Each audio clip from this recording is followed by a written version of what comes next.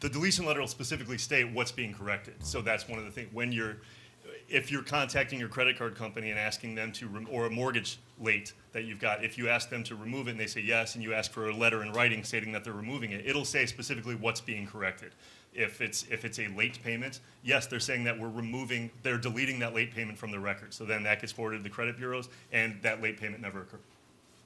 And that's why it's imperative to come in earlier to find situations that maybe you weren't aware of, because that gives the credit bureaus time when you realize there's an error on the credit report to send it in, and then that will only make your FICO score that much better. So I would actually even say in a perfect world, I would advise if you know you're in the market to buy a house 12 months from now, start repairing your credit right now.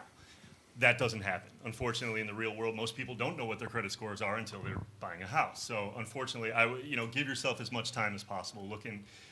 The longer you have as a consumer to find out what's wrong, even if it's something as simple as mistakes, inaccurate information, things that you can correct just by saying, that's not how I spell my name. This is my driver's license. Here's a copy. Remove this, because if it looks like I have aliases, even though they're typos, that's going to affect your score. It puts you in a high-risk category, things like that. So those are things that you can correct, and the longer you have to address those things before you're in escrow, the better.